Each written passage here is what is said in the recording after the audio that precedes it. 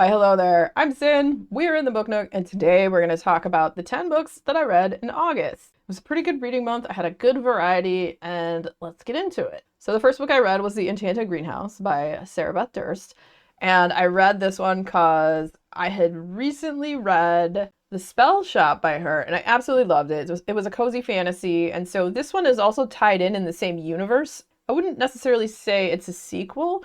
A tiny bit of it is, but it's its own story. It follows this main character who she was turned into a statue because she was a librarian and she practiced illegal magic and made a spider plant sentient.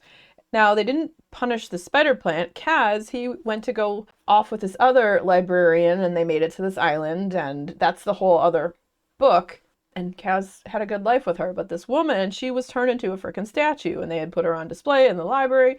And so one day she awakens in this forest, the snow is coming down, and she's flesh again. She's no longer a freaking statue. And she finds this greenhouse and she makes her way into it. And when she finds inside, it's like super magical. There's a really grumpy gardener, there's a winged cat. It's lovely and just very vibrantly descriptive, and each greenhouse that is inside this big massive greenhouse, which was created by a sorcerer, is just like a fantasy land inside, and it's a really cute book. I think I liked it just as much as I liked The Spell Shop, and of course it's a cozy fantasy and there is a romance in it as well. So, grumpy gardener, former statue, librarian. Will the sparks fly? Probably. And it's super cute.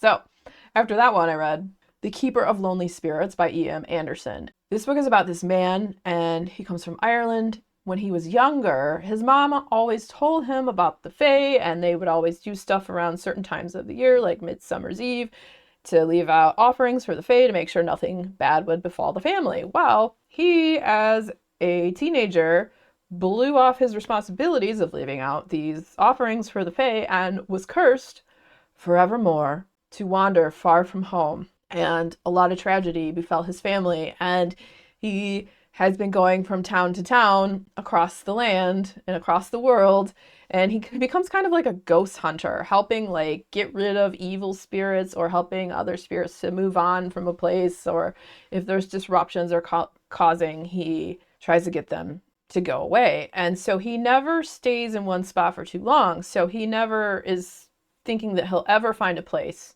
to belong. But curiously enough, he may just find that place to belong in a small town in Ohio. He fights it tooth and nail the whole way, and it's such a sweet, sad, emotional story. He goes and he becomes this like graveyard keeper, and he works with this woman, and they become friends, more of a relationship with someone and closer than most other places he's been. And like these people in the town start to get under his skin, and he starts to want to stay, but this whole time he's like, no, I can't do this, I can't this, that, and the other. And he learns some lessons along the way, and maybe he finds a place where he belongs amongst the living and the dead. So it's a great book. I really liked it. I have a standalone review for that one. I'll put a link down below in case you're interested to that. Most of these I think I have standalone reviews. Not all of them, but the ones I do, I'll link them down below. Okay, so after that one, I read The Eyes of the Dragon by Stephen King. So this is a fantasy book of his, and it has one of his reoccurring villains. Randall Flagg rears his freaking ugly head again in this. And Randall Flagg, if you've read The Stand, you know who he is. If you've read The Dark Tower, also he is the evil villain in that. And he's quite the interesting character. He's evil, he's a trickster, he is many things, and maybe some sort of demon, immortal creature, we don't really know, but he keeps popping up. And so this book was about this ailing king, the good King Roland. He had two sons. One was beloved by all, and the other one, he just kind of slipped through the cracks, and no one really said much or thought one way or another about this. And so Randall Flagg is the king's magician, and he doesn't want the beloved son, who is fair and good and kind, to become king. He wants the other one so he can manipulate him and cause chaos and like ruin the kingdom. It follows the story of that, and it was a great fantasy, and I really liked it. I thought it was pretty fantastic. I don't even know if I ever would have read it if I wasn't looking to specifically read books that tie into the Dark Tower. Ever since reading the Dark Tower series, which honestly to me was probably one of the best fantasy series I've ever read, I have read a lot of books that had the tie-in. Salem's Lot, I went back and reread that one because of that. The Stand also because Randall Flagg was in it and there was a tie-in there. And there's a few others I'm going to get into that tie into the Dark Tower. I mean, in theory, all of his books tie into the Dark Tower because it's the whole King universe, but some more so than others. Okay, so after that one, I read a book called Pan by Michael Clune. Haven't heard this author before.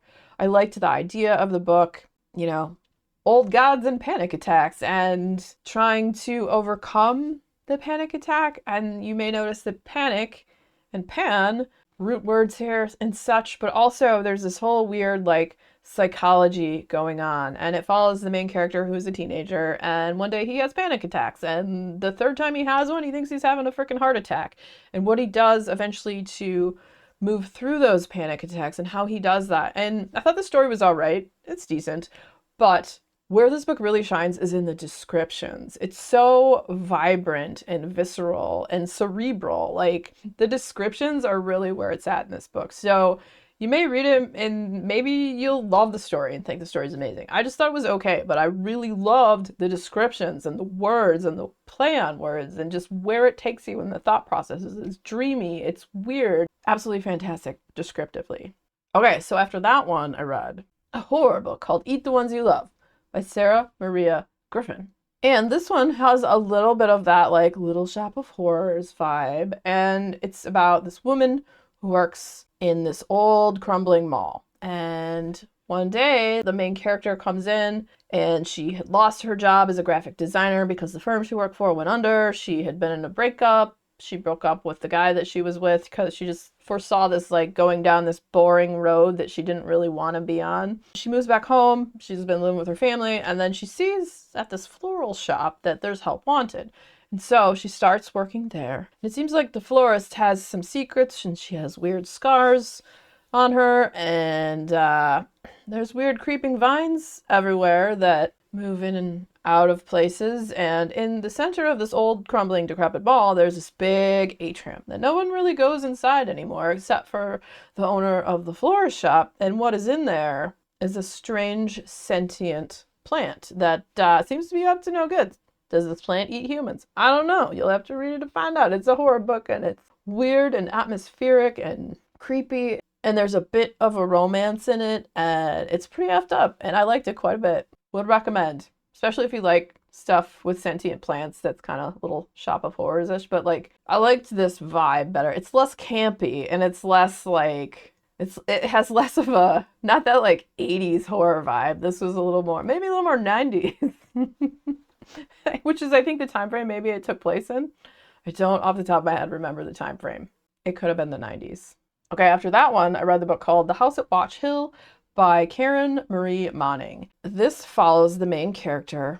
She is pretty broke. Her mom has cancer. She's just trying to work to survive. They have all these bills, and one day she is contacted by a lawyer who's calling because she is one of the sole surviving relatives of this woman, Juniper, who had passed away, and she was from Divinity, Louisiana, has an inheritance that she's left her, but they don't really give her any details over the phone, and she has to go there to find out what it is, this, that, and the other. And so, like, in the synopsis, it tells you that she has to go and live in this house, this big, sprawling, menacing-looking, creepy house for 3 years before she'll see the majority of her inheritance. And so, with all this crippling debt and her mom having cancer and all this, like, there's a very slim chance she would say no to this, right? So she goes down there, and the money that she'll inherit is mind-blowing and game-changing. And she's like, yeah, I'm gonna do this. So she goes to stay in this house. And then she starts to find out that stuff might be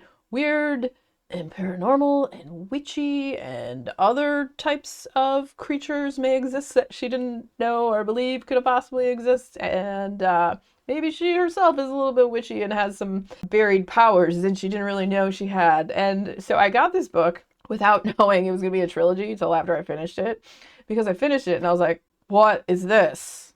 I was pushed off a cliff and literally like fell flat on my face, and I was like, this is how it's ending? And then I found out it's going to be a trilogy, so now I have to impatiently wait till the next book comes out.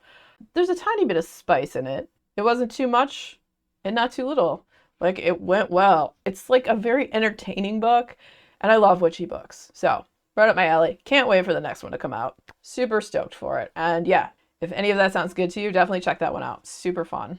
All right, after that, I read another random one I found at the library called Lay Your Armor Down by Michael Ferris Smith. And this was a strange story, and I really liked this one too. There's this woman who has dementia, and one night she's wandering around her house with a grocery bag, and she's throwing random things in there, like a picture of an angel that someone had drawn. She puts some money in there, a few other random things, and then she just walks out the door and leaves the door open. And she goes into the woods. And when she gets to the woods, she finds these two men, one younger and one older. They're about to go do something that is unsavory and not so good. And she comes out of the woods. There's no judgment there. But what's strange, the younger man, he doesn't sleep much, and he has almost what you would call premonitions. And when he dreams, he sees things that come into reality and happen. He sleeps a little bit, and he had dreamt about this woman in the woods. And so he's kind of wondering what it all means. At some point, they all part ways. The woman continues on into the woods, but they do cross paths again, and something strange happens. So these guys they go to do their job. All they've been told is, hey, there's something in the cellar of this church. You'll know it when you see it. So they go there. When they get there, there's a bunch of dead people all over the place. No one there is living or breathing, at least that they can see. At least everyone seems to have killed each other. So, okay, first off, they're not the only ones on this job, so what the F? Then they go down to the cellar and they find out what it is they're supposed to get. And they're like, oh, heck no. This is, we're not doing this. And so they get to the point where they have to decide, are they or aren't they going to do this? The thing that they acquire seems to have a power to it that borders on, the disbelief or the belief of others. And the fact that some people believe in this power makes it very dangerous for them to possess this thing. And so it's a crazy story. It's moody, it's dark, it's atmospheric, and it was a great read. It's a shorter one, so maybe around like 250 pages. Okay, after that, I read a fantastic nonfiction book by one of my favorite authors, Josh Malerman. It is Watching Evil Dead, Unleashing the Radiant Artist Within. And this basically talks about creativity and writing and a really pivotal moment in his life that kind of gave him momentum and vision and clarity on his path forward and having this amazing career, and how the fact that he used to sleep in a friend's hallway and in different small little apartments and had basically next to nothing before he came into this career as a prominent writer. It's a beautiful book. It's so inspiring. It's so vibrant. Like, you can feel the enthusiasm on the pages. It's something I'll read again. Like I said, very inspiring, and just being able to see a peek behind the curtain and get more of a picture into who exactly Josh is and learning about him and what inspires him and his process and all that. It's absolutely fantastic. This book comes out the 16th of September, and if that date changes, I'll put the actual date down below, but pretty sure, as far as I know, that's the release date currently. All right, so after that one, I read a gothic and a little bit witchy book called Fine Shade by Kate Griffin. Very atmospheric, very moody. So it's a slow burn. If you like gothic stories that are weird and eerie, very strange. So this woman, she comes to Fine Shade. She's going to be the governess for this little girl. And that little girl doesn't really communicate the best. Her state of mind is strange. And her mom had died in childbirth. The owner of the estate is mysteriously absent. And then the son, he is banned and not allowed in the estate at all. And like the staff and whatnot, everyone's like, he's the devil, blah. But of course the governess, she ends up meeting the son and kind of has an attraction to him. And then sparks start to fly. And it was a nice gothic read if you like gothic stories. I feel like most gothic stories are usually pretty like, I want to say like viscous and like syrup and molasses. They move slow, but it builds, and then it builds into a crescendo. Because the ending was pretty great. I thought it had an absolutely fantastic ending, what it builds up to, like the explosion of what happens and comes to be. But it was definitely a slow burn. And if you don't like slow burns, I would say I don't recommend it. But if you like the gothic vibe books and you like slow burns, then Fine Shade, check it out. After that one, since I've been on a time travel kick recently for I don't know what it is. It goes in waves, you know? Like I also seem to have been on a sentient plant book kick, not on purpose. It just happened that way. I guess same with the time travel, because this book, The Memory Collectors, random that I picked up. Picked it up off the shelf at the library, read the flap, thought it sounded pretty interesting. So you have like 5 people who all went and time traveled, and they're only supposed to be gone for 60 minutes each, but then they all get stuck. And they have like overlapping, their paths cross. They all kind of go back to the same date. It works towards this one day that basically was life changing for all of them and not in a good way. Like bad news bears stuff happened, and they're all kind of interconnected and they just don't quite know it yet. And as you read the story, it's sad, it's emotional, it's sweet, it is uplifting, it's weird, and it's a page turner and a page burner. It was super addictive read. And honestly, recently, it may be my favorite book about time travel this year. I've only read 3. The other 2 were also fantastic, and that was Disillusion by Nicholas Binge, awesome. And then the Third Rule of Time Travel by Philip Fracassi, loved that one too. This one, even better. I loved it. So yeah, this month I had a great variety, a bunch of really good reads, and I'm excited to see what we'll get into next month. We'll see where the wind takes us as the weather gets colder. We get into pumpkin everything season. I literally went and got some Halloween stuff yesterday. That's happening. I mean, you gotta get the Halloween stuff now because by the time it's Halloween, most of it's gone. Anywho, what have been some of your favorite reads this month? Let me know down in the comments. And if you enjoyed hanging out today, hit that subscribe button, come back, see me again, and we'll talk about more bookish things and weird stuff.